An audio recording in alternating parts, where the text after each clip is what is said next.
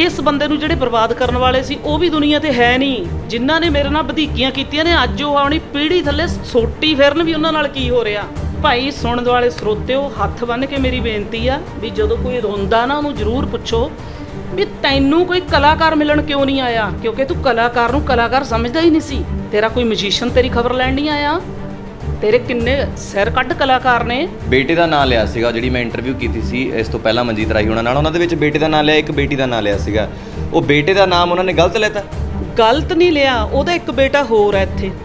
ਅੱਛਾ, ਇੱਕ ਬੇਟਾ ਹੋਰ? ਹਾਂਜੀ ਹਾਂ, ਉਹ ਹਜੇ ਪਰਦੇ ਜਦੋਂ ਖੁੱਲਣਗੇ ਨਾ ਚੰਗੀ ਤਰ੍ਹਾਂ, ਉਹ ਬੇਟਾ ਅੱਜ ਉਹ ਬਹੁਤ ਸਾਊ ਮੁੰਡਾ ਹੈ, ਪਰ ਅੱਜ ਉਹ ਦਿਹਾੜੀਆਂ ਕਰਦਾ ਫਿਰਦਾ ਇੱਥੇ। ਉਹ ਵੀ ਮਨਜੀਤ ਰਾਹੀ ਦਾ ਮੁੰਡਾ। ਮੀਡੀਆ ਵਾਲੇ ਵੀ ਸੁਣ ਰਹੇ ਨੇ, ਸਾਰੇ ਦਰਸ਼ਕ ਵੀ ਸੁਣ ਰਹੇ ਹੋਣਗੇ, ਬੜਾ ਵਿਵਾਕ ਬੋਲਦੇ ਹੋ, ਪਰ ਇਹ ਵਿਵਾਕੀ ਉਦੋਂ ਨਹੀਂ ਤੁਸੀਂ ਕੀਤੀ? ਪੁਲਿਸ ਪ੍ਰਕਰਮੀ ਜਿਹੜੇ ਪ੍ਰਸ਼ਾਸਨ ਸੀ ਉਹਨਾਂ ਨੂੰ ਦੱਸਣ ਦੀ ਕੋਸ਼ਿਸ਼, ਦਰਖਾਸਤ ਨਹੀਂ ਕੀਤੀ ਵੀ ਦੇਖੋ ਧੱਕਾ ਇੱਕ ਕੁੜੀ ਦੇ ਨਾਲ ਹੋ ਰਿਹਾ ਹੈ, ਵੀ ਇਹ ਸਾਰੀਆਂ ਜਿਹੜੀਆਂ ਚੀਜ਼ਾਂ ਨੇ ਜਿਹੜੀਆਂ ਅੱਜ ਤੁਸੀਂ ਮੇਰੇ ਨਾਲ ਸ਼ੇਅਰ ਕਰ ਰਹੇ ਹੋ, ਤੁਹਾਨੂੰ ਦਿਖਾ ਰਹੇ ਹੋ, ਦਰਸ਼ਕਾਂ ਨਾਲ ਦੱਸ ਰਹੇ ਹੋ, ਇਹ ਉਦੋਂ ਕਿਸੇ ਪ੍ਰਸ਼ਾਸਨ ਨੂੰ ਕੰਪਲੇਂਟ ਕਰਨ ਦੀ ਕੋਸ਼ਿਸ਼ ਨਹੀਂ ਕੀਤੀ? ਮੈਂ ਜਸਵਾਲ ਸਾਹਿਬ ਨਾਲ ਗੱਲ ਕੀਤੀ, ਮੈਂ ਕਿਹਾ ਜੀ ਮੇਰੇ ਨਾਲ ਬਹੁਤ ਧੱਕਾ ਹੋ ਰਿਹਾ, ਪਲੀਜ਼ ਮੈਂ ਕਿਹਾ ਤੁਸੀਂ ਮੈਨੂੰ ਬਚਾਓ। ਮੇਰੇ ਬੱਚੇ, ਜੇ ਮੈਨੂੰ ਕੁਝ ਹੋ ਗਿਆ ਮੇਰੇ ਬੱਚਿਆਂ ਨੇ ਰੁਲ ਜਾਣਾ ਹੈ ਨਾ। ਮੇਰੇ ਬੱਚਿਆਂ ਨੂੰ ਅੱਜ ਵੀ ਪੁਲਿਸ ਖਿੱਚ ਲਿਆਉਂਦੀ ਆ ਹੈ, ਤੇ ਮੈਂ ਸਭ ਦਾ ਜ਼ਿਕਰ ਕਰੂੰਗੀ ਕਿਹਨੇ ਹੈਲਪ ਕੀਤੀ ਕਿਹਨੇ ਨਹੀਂ ਕੀਤੀ। ਠੀਕ ਹੈ ਜੀ। ਜਸਵਾਲ ਸਾਹਿਬ ਮੈਨੂੰ ਕਹਿੰਦੇ ਉਹ ਤੁਸੀਂ ਆਪਣਾ ਵੀ ਘਰੇਲੂ ਲੜਾਈ ਆ ਤੁਸੀਂ ਆਪੇ ਨਿਪਟ ਲਓ। ਫਿਰ ਔਰਤ ਕੀ ਕਰੂਗੀ ਬਈ? ਬਹੁਤ ਕੁਝ ਹੰਡਾਇਆ, ਬਹੁਤ ਦਰਦ ਹੰਡਾਏ ਨੇ, ਰਾਤਾਂ ਨੂੰ ਸੌਂ ਕੇ ਨਹੀਂ ਦੇਖਿਆ, ਦਿਨ ਚੜ੍ਹਦੇ ਨੂੰ ਵਿੱਚ ਪੁਲਿਸ ਵਾਲੇ ਕੁਝ ਚੰਗੇ ਵੀ ਸੀ, ਉਹਨਾਂ ਕਹਿਣਾ ਦਲਜੀਤ ਕੌਰ ਭੱਜ ਜਾ ਬਈ ਆ ਰਹੇ ਆ ਤੇਰੇ ਘਰ ਨੂੰ। ਮੈਂ ਕਹਿਣਾ ਕੀ ਹੋ ਗਿਆ, ਐਡੀ ਕਿਹੜੀ ਗੱਲ ਹੋ ਗਈ? ਉਹ ਨਹੀਂ ਵੀ ਨਹੀਂ, ਤੇਰੇ ਮੁੰਡੇ ਤੇ ਅੱਜ ਆਹ ਧਾਰਾ ਲੱਗ ਗਈ। ਉਹ ਤੂੰ ਰੋ ਦਿਖਾਉਣਾ, ਤੂੰ ਕਹਿੰਦਾ ਮੁੰਡਾ ਮੁੰਡਾ ਮੁੰਡਾ, ਉਹ ਤਾਂ ਕਹਿੰਦਾ ਮੈਂ ਇੰਡੀਆ ਦਾ ਮੂੰਹ ਨਹੀਂ ਦੇਖਣਾ ਜੋ ਉਹਦੇ ਨਾਲ ਹੋਈ ਆ। ਗੱਡੀ ਪਿੱਛੋਂ ਆਈ, ਉਹਦੀਆਂ ਲਾਈਟਾਂ ਬੰਦ ਹੋਈਆਂ ਜੀ ਮਾਰਕਫੈਡ ਕੋਲ ਆ ਕੇ, ਤੇ ਫਿਰ ਮੈਨੂੰ ਇੰਨਾ ਕੀ ਪਤਾ ਲੱਗਿਆ ਵੀ ਬਹੁਤ ਵੱਡਾ ਧਮਾਕਾ ਹੋਇਆ। ਜਾਨੂੰ ਤਾਂ ਗੱਡੀ 2-3 ਪਲਟੀਆਂ ਖਾ ਕੇ ਪਰਲੇ ਪਾਸੇ ਇੱਕ ਢਾਬਾ ਹੁੰਦਾ ਸੀਗਾ, ਸਾਰੇ ਜਾਣਦੇ ਆ, ਉਹ ਢਾਬੇ ਦੇ ਵਿੱਚ ਜਾ ਕੇ ਗੱਡੀ ਵੜ ਗਈ। ਵੀ ਇੰਨਾ ਸ਼ੁਕਰ ਵੀ ਐਡੀ ਕੁ ਲਾਈਨ ਟਰੱਕਾਂ ਦੀ ਆਉਂਦੀ ਸੀ ਉਸ ਟਾਈਮ, ਵੀ ਸਾਰੇ ਸੀ ਬਾਲ-ਬਾਲ ਉੱਥੇ ਬਚੇ। ਗੈਪ ਆਪਾਂ ਮੈਂ ਪੁੱਛਦਾ ਹੁੰਦਾ ਸੀ ਵੀ ਉਹ ਗੈਪ ਕਿੱਥੇ ਰਿਹਾ? ਉਹ ਅਦਾਲਤਾਂ 'ਚ ਰਿਹਾ। ਅਦਾਲਤਾਂ 'ਚ ਰਿਹਾ ਜੀ। ਲੋਕ ਟਿੱਚਰਾਂ ਕਰਦੇ ਹੁੰਦੇ ਸੀ, ਮੈਡਮ ਇੱਥੇ ਹੀ ਲੈ ਲਾ ਰੂਮ, ਹੁਣ ਇੱਥੇ ਹੀ ਰਹਿੰਦੇ ਹੁਣ ਤਾਂ ਤੁਸੀਂ। ਉਹ ਲੋਕਾਂ ਨੂੰ ਉਹ ਮੇਰੇ ਦਰਦ ਦਾ ਬਿਲਕੁਲ ਨਹੀਂ ਪਤਾ।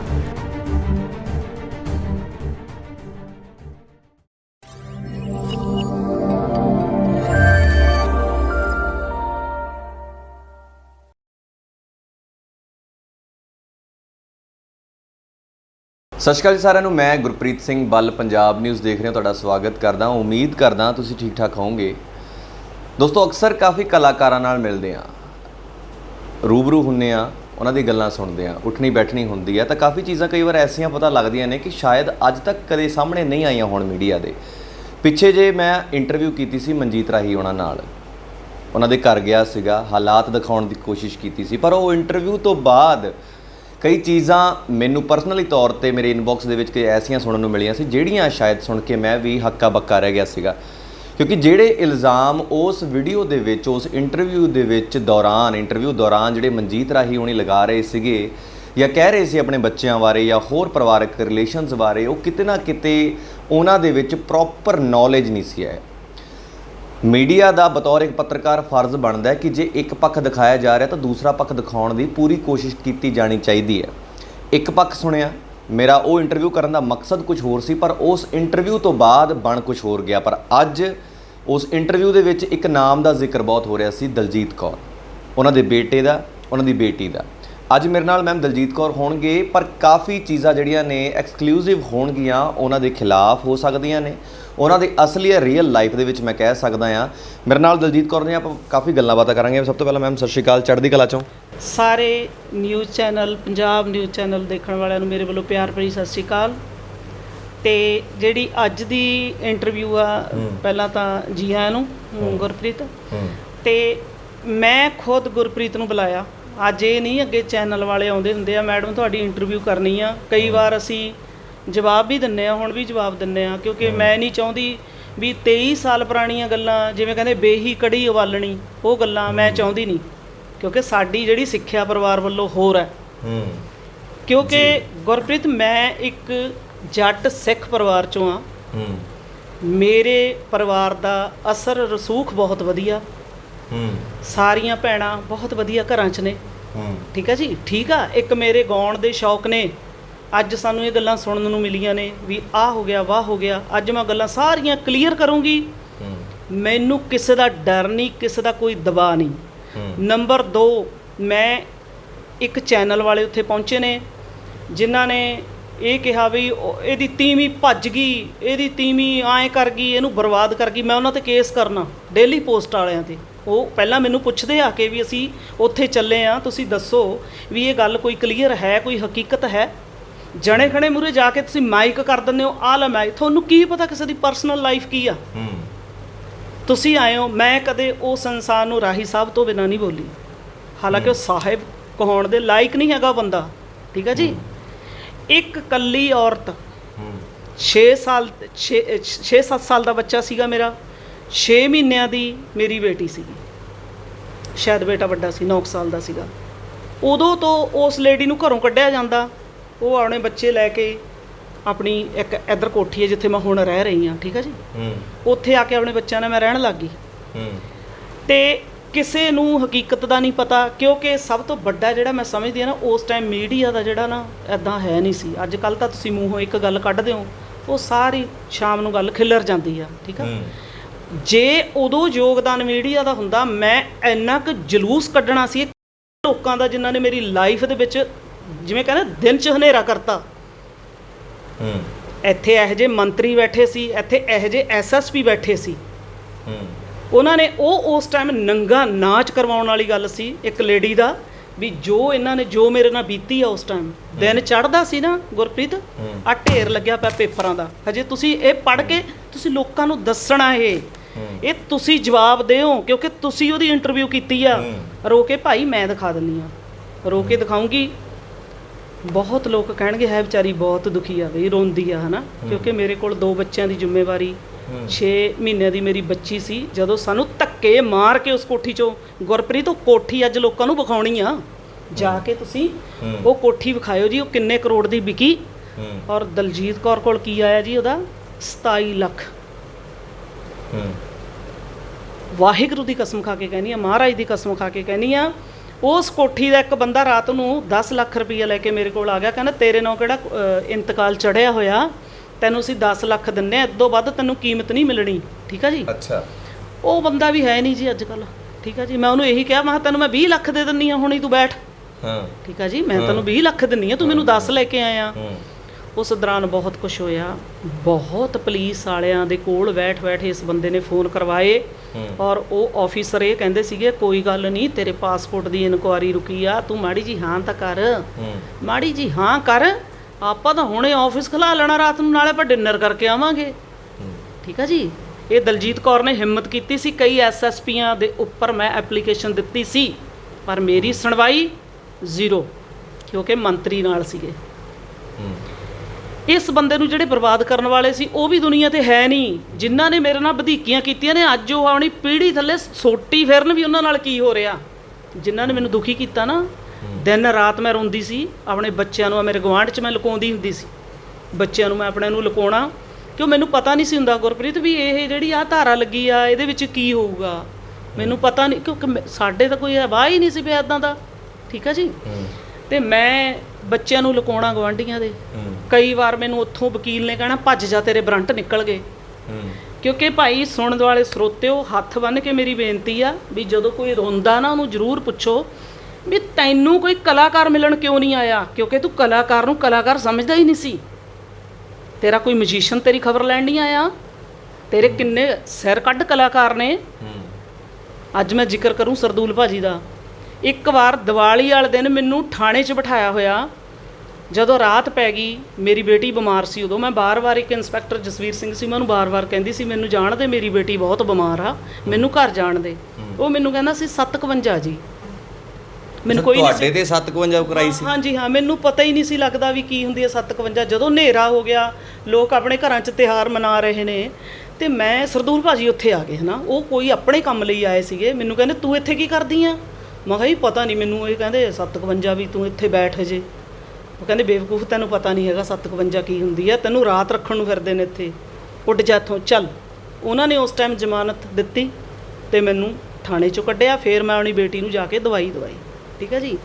ਔਰ 500 ਰੁਪਈਆ ਉੱਥੇ ਹੀ ਮੇਰੇ ਸਾਹਮਣੇ ਵੰਡ ਰਿਹਾ, ਕਦੇ ਕਿਸੇ ਮੁਨਸ਼ੀ ਨੂੰ ਦੇ ਰਿਹਾ, ਕਦੇ ਕਿਸੇ ਨੂੰ ਦੇ ਰਿਹਾ। ਉਹ ਮੈਨੂੰ ਟੀਚਰਾਂ ਕਰਦੇ ਆ ਗੁਰਪ੍ਰੀਤ, ਪੁਲਿਸ ਵਾਲੇ। ਉਹ ਪੁਲਿਸ ਵਾਲੇ ਰਾਤ ਨੂੰ ਮੈਨੂੰ ਕਹਿ ਰਹੇ, ਕਹਿੰਦੇ ਜੇ ਤੈਨੂੰ ਕੋਈ ਅੱਜ ਪੁੱਛੇ ਵੀ ਕੈਂਠੇ ਵਾਲਾ ਬਾਈ ਕੀ ਲੱਗਦਾ, ਉਹਨੂੰ ਜਵਾਬ ਮੇਰੀ ਭੈਣ ਨੇ ਦਿੱਤਾ ਸੀ। ਫਿਰ ਕਹਿੰਦੀ ਹੁਣ ਮੈਂ ਗਾਲ ਨਹੀਂ ਉਹ ਕੱਢ ਸਕਦੀ, ਕਹਿੰਦੀ ਤੂੰ ਉਰੇ ਆ ਤੈਨੂੰ ਮੈਂ ਦੱਸਾਂ ਕੀ ਲੱਗਦਾ।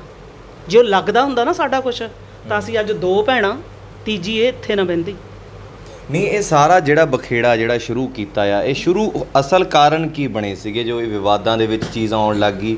ਕਿਉਂਕਿ ਇੱਕ ਟਾਈਮ ਦੀ ਹਿੱਟ ਜੋੜੀ ਸੀ, ਚੰਗੇ ਪ੍ਰੋਗਰਾਮ ਲੱਗਦੇ ਸੀ। ਇਸ ਤੋਂ ਤਾਂ ਕੋਈ ਵੀ ਚੀਜ਼ ਭੱਜ ਨਹੀਂ ਸਕਦੀ। ਇੱਕ ਟਾਈਮ ਤਾਂ ਐਸਾ ਸੀਗਾ ਵੀ ਦਿਨ ਦੇ ਵਿੱਚ 3 ਪ੍ਰੋਗਰਾਮ, 2 3 ਪ੍ਰੋਗਰਾਮ, ਰੋਜ਼ ਦੇ ਪ੍ਰੋਗਰਾਮ ਤੁਸੀਂ ਲਾਉਣੇ, ਇਕੱਠਿਆਂ ਨੇ ਜਾਣਾ। ਇਹ ਕਾਰਨ ਕੀ ਬਣਨ ਲੱਗ ਗਏ ਵੀ ਜਿਹੜੀ ਇੱਕ ਚਿੰਗਾਰੀ ਛਿੜ ਗਈ, ਜਿਹੜੀ ਬਾਅਦ ਦੇ ਵਿੱਚ ਇੱਕ ਐਡਾ ਵੱਡਾ ਉਬਾਲ ਲਿਆ ਉਹਨੇ? ਗੁਰਪ੍ਰੀਤ, ਜੇ ਮੈਂ ਆਪਣੇ ਸਰੋਤਿਆਂ ਨੂੰ ਦੱਸਾਂ, ਕੋਈ ਐਡੀ ਖਾਸ ਲੜਾਈ ਨਹੀਂ ਸੀ। ਇਦੋਂ ਤਾਂ ਵੱਡੀਆਂ ਘਰਾਂ 'ਚ ਹੋ ਜਾਂਦੀਆਂ ਨੇ, ਕੁੱਟ ਕਟਾਪੇ ਹੋ ਜਾਂਦੇ ਆ, ਠੀਕ ਆ। ਉਹ ਬੰਦਾ ਅਨਪੜ੍ਹ ਸੀ, ਟੋਟਲੀ ਅਨਪੜ੍ਹ। ਤੁਸੀਂ ਅੱਜ ਵੀ ਉਹ ਤੋਂ ਅੰਗੂਠੇ ਹੀ ਲਾਉਂਦਾ ਉਹ, ਤੇ ਐਡਾ ਉਹ ਚੁਸਤ ਚਲਾਕ ਵੀ ਹੈ ਨਹੀਂ ਸੀ। ਚੁਸਤੀਆਂ 'ਚ ਸੀਗਾ, ਜਿਹੜੀਆਂ 'ਚ ਸੀਗਾ। ਉਹ ਲੋਕਾਂ ਨੇ ਕਮੈਂਟਾਂ 'ਚ ਜਵਾਬ, ਮੈਂ ਧੰਨਵਾਦ ਕਰਦੀ ਹਾਂ ਉਹਨਾਂ ਦਾ, ਜਿਨ੍ਹਾਂ ਨੇ ਇਹਨੂੰ ਕਮੈਂਟਾਂ 'ਚ ਦੱਸਿਆ ਵੀ ਤੂੰ ਕੀ ਆ, ਤੈਨੂੰ ਕਿੱਥੋਂ ਫੜਿਆ। ਇਹੋ ਜਿਹੇ ਲੋਕ ਵੀ ਬੈਠੇ ਆ। ਕਈ ਮੇਰੇ ਵੀਰ ਕਰ ਦਿੰਦੇ ਆ ਕਮੈਂਟ ਵੀ ਉਹ ਗਾਉਂਦੀ ਫਿਰਦੀ ਹੈ ਜੀ ਇਹਨੂੰ। ਉਹ ਭਰਾਵੋ, ਸ਼ੌਕ ਨਹੀਂ ਹੈ ਗਾਉਣ ਦਾ, ਮੈਨੂੰ ਸ਼ੌਕ ਨਹੀਂ ਗਾਉਣ ਦਾ। ਮੈਂ ਉਹਨੇ ਬੱਚੇ ਪਾਲਦੀ ਆ, ਠੀਕ ਆ, ਬੱਚਾ ਮੇਰਾ ਸੈੱਟ ਆ। ਕੁੜੀ ਦੀ ਜ਼ਿੰਮੇਵਾਰੀ ਅਜੇ ਵੀ ਮੇਰੇ ਤੇ ਆ। ਮੈਨੂੰ ਅੱਛੇ ਪੜ੍ਹਾਏ ਨੇ ਬੱਚੇ। ਉਹਨੂੰ ਤਾਂ ਬੱਚੇ ਦਾ ਨਾਂ ਵੀ ਨਹੀਂ ਪਤਾ। ਮੈਂ ਇਹੀ ਸਵਾਲ ਕਰਨ ਲੱਗਿਆ ਸੀ, ਕਿਉਂਕਿ ਇੰਟਰਵਿਊ ਦੇ ਵਿੱਚ ਇੱਕ ਬੇਟੇ ਦਾ ਨਾਂ ਲਿਆ ਸੀਗਾ। ਜਿਹੜੀ ਮੈਂ ਇੰਟਰਵਿਊ ਕੀਤੀ ਸੀ ਇਸ ਤੋਂ ਪਹਿਲਾਂ ਮਨਜੀਤ ਰਾਹੀ ਉਹਨਾਂ ਨਾਲ, ਉਹਨਾਂ ਦੇ ਵਿੱਚ ਬੇਟੇ ਦਾ ਨਾਂ ਲਿਆ, ਇੱਕ ਬੇਟੀ ਦਾ ਨਾਂ ਲਿਆ ਸੀਗਾ। ਉਹ ਬੇਟੇ ਦਾ ਨਾਮ ਉਹਨਾਂ ਨੇ ਗਲਤ ਲੈਤਾ? ਗਲਤ ਨਹੀਂ ਲਿਆ, ਉਹਦਾ ਇੱਕ ਬੇਟਾ ਹੋਰ ਹੈ ਇੱਥੇ। ਅੱਛਾ, ਇੱਕ ਬੇਟਾ ਹੋਰ ਹੈ? ਹਾਂਜੀ ਹਾਂ। ਉਹ ਹਜੇ ਪਰਦੇ ਜਦੋਂ ਖੁੱਲਣਗੇ ਨਾ ਚੰਗੀ ਤਰ੍ਹਾਂ, ਉਹ ਬੇਟਾ ਅੱਜ ਉਹ ਬਹੁਤ ਸਾਊ ਮੁੰਡਾ ਹੈ, ਪਰ ਅੱਜ ਉਹ ਦਿਹਾੜੀਆਂ ਕਰਦਾ ਫਿਰਦਾ ਇੱਥੇ। ਉਹ ਵੀ ਮਨਜੀਤ ਰਾਹੀ ਦਾ ਮੁੰਡਾ, ਠੀਕ ਹੈ ਜੀ। ਇਹ ਸਜ਼ਾ ਮਿੱਤਰਾ ਅਜੇ ਥੋੜੀ ਹੈ, ਇਹ ਬਹੁਤ ਛੋਟੀ ਸਜ਼ਾ ਜੇ। ਅਸੀਂ ਲੋਕਾਂ ਨੂੰ ਰੋ ਕੇ ਦਿਖਾਉਂਦੇ ਆ, ਰੋ ਕੇ ਮੈਂ ਦਿਖਾ ਦਿੰਦੀ ਆ ਲੋਕਾਂ ਨੂੰ। ਕਿਉਂ? ਲੋਕਾਂ ਨੇ ਸਾਨੂੰ ਪੇਮੈਂਟ ਦਿੱਤੀ ਆ, ਮੂੰਹ ਮੰਗਵੀਂ। ਉਹ ਪੈਸੇ ਅਸੀਂ ਦੇਖਣਾ ਸੀ ਕਿਵੇਂ ਸਾਂਭਣੇ ਨੇ, ਅਸੀਂ ਵੇਖਣਾ ਸੀ ਕਿਵੇਂ ਸਾਂਭਣੇ ਨੇ, ਅਸੀਂ ਕਿਵੇਂ ਲਟਾਉਣੇ ਨੇ। ਕਿੰਨੀਆਂ ਕੁੜੀਆਂ ਤੇਰੇ ਨਾਲ ਗਾ ਚੁੱਕੀਆਂ ਨੇ ਬਈ। ਉਹ ਅੱਜ ਕੁੜੀਆਂ ਤੇਰਾ ਦੁੱਖ ਦਰਦ ਕਿਉਂ ਨਹੀਂ ਸੁਣਨ ਆਈਆਂ ਬਈ? ਤੂੰ ਕਿਸੇ ਨਾਲ ਚੰਗੀ ਕੀਤੀ ਨਹੀਂ, ਕਿਸੇ ਕੁੜੀ ਨਾਲ ਚੰਗੀ ਨਹੀਂ ਕੀਤੀ। ਜਿਹੜੀਆਂ ਕੁੜੀਆਂ ਮੇਰੇ ਖਿਲਾਫ, ਇੱਕ ਕੁੜੀ ਦਾ ਮੈਂ ਜ਼ਿਕਰ ਕਰੂੰਗੀ, ਮੇਰੀ ਰਿਸ਼ਤੇਦਾਰੀ 'ਚੋਂ ਸੀਗੀ। ਉਹ ਕਹਿੰਦੇ ਵੀ ਦਲਜੀਤ ਕੌਰ ਕੰਧ ਟੱਪ ਕੇ ਇਹ 'ਤੇ ਹਮਲਾ ਕੀਤਾ। ਉਹ ਤੁਸੀਂ ਕੰਧ ਦੇਖਣਾ, ਮੇਰੇ ਖਿਆਲ 18 ਫੁੱਟ ਦੀ ਹੋਊਗੀ। ਦਲਜੀਤ ਕੌਰ ਨੇ ਮੈਂ ਹਮਲਾ ਕੀਤਾ। ਅੱਛਾ। ਉਹ ਕੁੜੀ ਉੱਥੇ ਮੌਜੂਦ ਸੀਗੀ। ਉਹ ਜਦੋਂ ਬਿਆਨ ਲੈਣ ਲੱਗੇ, ਕਹਿੰਦੇ ਵੀ ਉਰੇ ਆ, ਕਹਿੰਦੇ ਵੀ ਤੂੰ ਦੱਸ ਵੀ ਇਹ ਐਦਾਂ ਸੱਚੀ ਕੰਧ ਟੱਪ ਕੇ? ਕਹਿੰਦੀ ਹਾਂਜੀ, ਕਹਿੰਦੀ ਇਹ ਕੰਧ ਟੱਪ ਕੇ ਆਈ ਸੀ। ਫਿਰ ਮੈਂ ਹਾਂਜੀ, ਫਿਰ ਮੈਂ ਉਹ ਕੁੜੀ ਨੂੰ ਕਿਹਾ, ਮੈਂ ਕਿਹਾ ਦੇਖ ਤੂੰ ਅੱਜ ਬਿਆਨ ਦਿੰਦੀ ਆ, ਫਿਰ ਤੇਰੇ ਬਿਆਨ ਕੌਣ ਦਊਗਾ? ਉਹਨੂੰ ਇੱਕ ਸ਼ਬਦ ਜੇ ਸੁਣਦੀ ਹੋਈ, ਉਹਨੂੰ ਮੈਂ ਕਿਹਾ, ਮੈਂ ਕਿਹਾ ਤੂੰ ਅੱਜ ਮੇਰੇ ਖਿਲਾਫ ਬਿਆਨ ਦਿੰਦੀ ਆ, ਕੱਲ੍ਹ ਨੂੰ ਤੇਰੇ ਨਾਲ ਵੀ ਇਹੀ ਕੁਛ ਹੋਣਾ। ਫਿਰ ਸਭ ਤੋਂ ਪਹਿਲਾਂ ਉਹਦਾ ਫੋਨ ਮੈਨੂੰ ਹੀ ਆਇਆ ਥਾਣੇ 'ਚੋਂ ਵੀ ਦੀਦੀ ਮੇਰੀ ਹੈਲਪ ਕਰ। ਭਾਈ ਇਹਦਾ ਤਾਂ ਕੀਤਾ ਹੈ ਵੀ ਜਦ ਇਹ ਸਾਰੀਆਂ ਚੀਜ਼ਾਂ ਉਹਨਾਂ ਨਾਲ ਬੀਤੀਆਂ ਤਾਂ ਉਹਨਾਂ ਦਾ ਤੁਹਾਨੂੰ ਫੋਨ ਆਇਆ? ਹਾਂਜੀ, ਮੈਨੂੰ ਫੋਨ ਆਇਆ। ਫਿਰ ਦੇਖੋ, ਆਪਾਂ ਸਾਰੀਆਂ ਕੁੜੀਆਂ ਦੇਖੋ ਜਿਨ੍ਹਾਂ ਨੇ ਗਾਇਆ, ਆਪਾਂ ਕਿਸੇ ਨੂੰ ਮਾੜਾ ਨਹੀਂ ਕਹਿੰਦੇ, ਕਿਉਂਕਿ ਹਰ ਇੱਕ ਦੇ ਹਾਲਾਤ ਗੁਰਪ੍ਰੀਤ ਇੱਦਾਂ ਦੇ ਹੁੰਦੇ ਆ। ਹਰ ਇੱਕ ਇਨਸਾਨ ਚਾਹੁੰਦਾ ਵੀ ਅਸੀਂ 4 ਪੈਸੇ ਕਮਾਈਏ। ਸਭ ਤੋਂ ਇੱਕ ਮੈਂ ਕੁੜੀ ਨੂੰ ਯਾਦ ਕਰੂੰਗੀ, ਸੰਦੀਪ ਸਿੱਧੂ। ਬਹੁਤ ਵਧੀਆ ਕੁੜੀ ਸੀ, ਉਹ ਚੰਗੀ ਕੁੜੀ ਸੀ। ਉਹਨੇ ਮੈਨੂੰ ਫੋਨ ਕੀਤਾ, ਕਹਿੰਦੀ ਦੀਦੀ ਵੀ ਮੈਨੂੰ ਆਫਰ ਆਈ ਆ ਵੀ ਮੈਂ ਇਹਦੇ ਨਾਲ ਗਾ ਸਕਦੀ ਹਾਂ। ਮੈਂ ਕਿਹਾ ਵੀ ਦੇਖੋ ਸਾਡਾ ਤਾਂ ਇਹਦੇ ਨਾਲ ਮੁੱਕ ਚੁੱਕਿਆ, ਵੀ ਮੈਂ ਤਾਂ ਇੰਨੇ ਸਾਲਾਂ ਦੀ ਵੱਖ ਰਹਿ ਰਹੀ ਹਾਂ ਮਨਜੀਤ ਰਾਹੀ ਹੋਣਾ ਨਾਲ। ਹਾਂ, ਵੀ ਤੂੰ ਗਾ ਸਕਦੀ ਆ, ਹੈ ਨਾ, ਵੀ ਤੂੰ ਥੈਂਕ ਯੂ, ਤੂੰ ਮੈਨੂੰ ਇਹ ਯੋਗ ਸਮਝਿਆ, ਤੂੰ ਮੇਰੇ ਤੋਂ ਇਜਾਜ਼ਤ ਪੁੱਛਿਆ, ਹੈ ਨਾ, ਤੂੰ ਗਾ ਲੈ ਇਹਦੇ ਨਾਲ। ਜਿਸ ਦਿਨ ਉਹਦੇ ਵਿਚਾਰੀ ਨਾਲ ਹੋਈ ਇੱਦਾਂ, ਉਹਦਾ ਵੀ ਮੈਨੂੰ ਫੋਨ ਆਇਆ, ਕਹਿੰਦੀ ਦੀਦੀ ਇਹ ਬੰਦੇ ਨੇ ਬਹੁਤ ਮਾੜੀ ਕੀਤੀ ਅੱਜ ਸਾਡੇ ਨਾਲ, ਕਹਿੰਦੀ ਅਸੀਂ ਇਹਨੂੰ ਜਵਾਬ ਦੇ ਕੇ ਚੱਲੇ ਹਾਂ। ਮੈਂ ਕਿਹਾ ਚੰਗਾ ਕੀਤਾ, ਵੀ ਪਰ ਹੋਰ ਵਿਵਾਦਾਂ 'ਚ ਨਾ ਪਿਓ, ਕਿਉਂਕਿ ਅੱਜ ਕੱਲ੍ਹ ਮੀਡੀਆ ਬਹੁਤ ਸਰਗਰਮ ਆ। ਮੇਰੀ ਇੱਕ ਗੱਲ ਕਹੀ ਚੁੱਭ ਵੀ ਸਕਦੀ ਹੈ ਲੋਕਾਂ ਨੂੰ, ਪਰ ਲੋਕਾਂ ਨੂੰ ਇੰਨਾ ਕੁ ਜ਼ਰੂਰ ਪਤਾ ਵੀ ਇੱਕ ਨਿਡਰ ਔਰਤ ਆ। ਮੈਂ ਡਰਨ ਵਾਲੀ ਨਹੀਂ ਹੈਗੀ। ਮੈਂ ਉਸ ਟਾਈਮ ਵੀ ਗੁਰਪ੍ਰੀਤ ਮੈਂ ਬਹੁਤ ਸਾਹਮਣਾ ਕੀਤਾ। ਤੁਸੀਂ ਬੜਾ ਵਿਵਾਕ ਬੋਲਦੇ ਹੋ। ਹਾਂਜੀ, ਮੀਡੀਆ ਵਾਲੇ ਵੀ ਸੁਣ ਰਹੇ ਨੇ, ਸਾਰੇ ਦਰਸ਼ਕ ਵੀ ਸੁਣ ਰਹੇ ਹੋਣਗੇ, ਬੜਾ ਵਿਵਾਕ ਬੋਲਦੇ ਹੋ। ਪਰ ਇਹ ਵਿਵਾਕੀ ਉਦੋਂ ਨਹੀਂ ਤੁਸੀਂ ਕੀਤੀ, ਪੁਲਿਸ ਪ੍ਰਕਰਮੀ ਜਿਹੜੇ ਪ੍ਰਸ਼ਾਸਨ ਸੀ ਉਹਨਾਂ ਨੂੰ ਦੱਸਣ ਦੀ ਕੋਸ਼ਿਸ਼, ਦਰਖਾਸਤ ਨਹੀਂ ਕੀਤੀ ਵੀ ਦੇਖੋ ਧੱਕਾ ਇੱਕ ਕੁੜੀ ਦੇ ਨਾਲ ਹੋ ਰਿਹਾ ਹੈ, ਵੀ ਇਹ ਸਾਰੀਆਂ ਜਿਹੜੀਆਂ ਚੀਜ਼ਾਂ ਨੇ ਜਿਹੜੀਆਂ ਅੱਜ ਤੁਸੀਂ ਮੇਰੇ ਨਾਲ ਸ਼ੇਅਰ ਕਰ ਰਹੇ ਹੋ, ਤੁਹਾਨੂੰ ਦਿਖਾ ਰਹੇ ਹੋ, ਦਰਸ਼ਕਾਂ ਨਾਲ ਦੱਸ ਰਹੇ ਹੋ, ਇਹ ਉਦੋਂ ਕਿਸੇ ਪ੍ਰਸ਼ਾਸਨ ਨੂੰ ਕੰਪਲੇਂਟ ਕਰਨ ਦੀ ਕੋਸ਼ਿਸ਼ ਨਹੀਂ ਕੀਤੀ? ਗੁਰਪ੍ਰੀਤ, ਸਭ ਤੋਂ ਪਹਿਲਾਂ ਮੈਨੂੰ ਇਹ ਸੀਗਾ ਵੀ ਸਾਡਾ ਜਸਵਾਲ ਸਾਹਿਬ ਨੇ ਵੀ ਮੈਂ ਉਹਨਾਂ ਨੂੰ ਦੱਸਾਂ ਹਨਾ। ਤੇ ਪਹਿਲਾ ਫੋਨ ਮੈਂ ਬਾਹਲਾ ਬਾਹਰ ਨਹੀਂ ਸੀ ਨਿਕਲਦੀ, ਕਿਉਂਕਿ ਲੋਕਾਂ ਨੂੰ ਵੀ ਪਤਾ ਵੀ ਕੰਮ ਹੀ ਇੰਨਾ ਸੀਗਾ ਵੀ ਤਿੰਨ ਫੰਕਸ਼ਨ ਹੁੰਦੇ ਸੀਗੇ ਤੇ ਰਾਤ ਨੂੰ 12-1 ਵਜੇ ਆਉਣਾ, ਤੜਕੇ 4 ਵਜੇ ਫੇਰ ਨਿਕਲ ਜਾਣਾ। ਅੱਜ ਰਾਜਸਥਾਨ ਜਾਣਾ, ਅੱਜ ਗੰਗਾ ਨਗਰ ਜਾਣਾ, ਦੂਰ ਜਾਣਾ ਹੁੰਦਾ ਸੀਗਾ। ਤੇ ਮੈਂ ਜਸਵਾਲ ਸਾਹਿਬ ਨਾਲ ਗੱਲ ਕੀਤੀ, ਮੈਂ ਕਿਹਾ ਜੀ ਮੇਰੇ ਨਾਲ ਬਹੁਤ ਧੱਕਾ ਹੋ ਰਿਹਾ, ਪਲੀਜ਼ ਮੈਂ ਕਿਹਾ ਤੁਸੀਂ ਮੈਨੂੰ ਬਚਾਓ। ਮੇਰੇ ਬੱਚੇ, ਜੇ ਮੈਨੂੰ ਕੁਝ ਹੋ ਗਿਆ ਮੇਰੇ ਬੱਚਿਆਂ ਨੇ ਰੁਲ ਜਾਣਾ ਹਨਾ। ਮੇਰੇ ਬੱਚਿਆਂ ਨੂੰ ਅੱਜ ਵੀ ਪੁਲਿਸ ਖਿੱਚ ਲਿਆਉਂਦੀ ਆ ਹੈ। ਤੇ ਮੈਂ ਸਭ ਦਾ ਜ਼ਿਕਰ ਕਰੂੰਗੀ ਕਿਹਨੇ ਹੈਲਪ ਕੀਤੀ ਕਿਹਨੇ ਨਹੀਂ ਕੀਤੀ, ਠੀਕ ਹੈ ਜੀ। ਤੇ ਜਸਵਾਲ ਸਾਹਿਬ ਮੈਨੂੰ ਕਹਿੰਦੇ ਉਹ ਤੁਸੀਂ ਆਪਣਾ ਵੀ ਘਰੇਲੂ ਲੜਾਈ ਆ ਤੁਸੀਂ ਆਪੇ ਨਿਪਟ ਲਓ। ਫਿਰ ਔਰਤ ਕੀ ਕਰੂਗੀ ਬਈ? ਪਰ ਜਦ ਇੱਕ ਬੰਦਾ ਕੇਸ ਕਰਦਾ ਸੀਗਾ ਇੱਕ ਲੇਡੀਜ਼ ਦੇ ਉੱਤੇ, ਆਪਣੀ ਵਾਈਫ ਉੱਤੇ ਜਦ ਕੇਸ ਕਰਦੇ ਨੇ, ਉਦੋਂ ਨਹੀਂ ਫਿਰ ਪਰਸਨਲ ਇਸ਼ੂਜ਼ ਆਉਂਦੇ ਸੀ?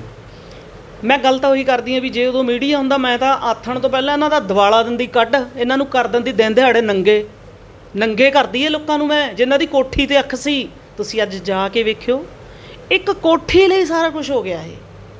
ਮੈਂ ਸੁਣਿਆ ਹਰ ਇੱਕ ਨੂੰ ਸੀ ਵੀ ਇਹ ਕੋਠੀ ਕਿਤੇ ਮੇਰੇ ਹੱਥ 'ਚ ਆ ਜਾਵੇ। ਉਹ ਫਲਾਨਾ SSP ਉਹ ਕਹਿੰਦਾ ਕੋਠੀ ਮੇਰੇ ਹੱਥ 'ਚ ਆ ਜਾਵੇ। ਉਹ ਮੇਰੀ ਸਟੇਜ ਤੇ ਇਹਨਾਂ ਨੇ ਬੰਦੇ ਭੇਜਣੇ ਸ਼ੁਰੂ ਕਰਤੇ, ਮੈਂ ਗਾਇਆ ਕਰਾਂ ਤੇ ਨਾਲ ਮੈਨੂੰ ਦੀਦੀ ਕਰਿਆ ਕਰਨ ਬੰਦੇ ਬੈਠ ਕੇ। ਇਹ ਭਾਈ ਬੰਦਾ ਕਿੱਥੋਂ ਆਇਆ, ਮੇਰੀਆਂ ਸੈਲਫੀਆਂ ਲੈ ਰਿਹਾ ਬੈਠਾ ਇਹ। ਉਦੋਂ ਫੋਨ ਆਏ ਸੀਗੇ, ਇਹ ਮੇਰੇ ਖਿਆਲ 4 ਜਾਂ 5 2004-5 ਦੀ ਗੱਲ ਆ ਇਹ। ਉਹ ਬੰਦਾ ਕਹਿੰਦਾ ਮੇਰਾ ਨਾਂ ਜੀ ਸ਼ਰਮਾ। ਅੱਛਾ, ਤੁਸੀਂ ਕਹਿੰਦਾ ਕੋਠੀ ਵੇਚਦੇ ਹੋ। ਉਹ ਮੇਰਾ ਗਾਉਣਾ ਦੁੱਬਰ ਕਰਤਾ ਲੋਕਾਂ ਨੇ। ਮੈਂ ਉਹਨੂੰ ਕਰਾਂ ਭਰਾਵਾ ਤੂੰ ਨੀਚੇ ਉਤਰ, ਮੈਂ ਤੈਨੂੰ ਜਾਣਦੀ ਨਹੀਂ ਹੈਗੀ ਹੈ ਨਾ।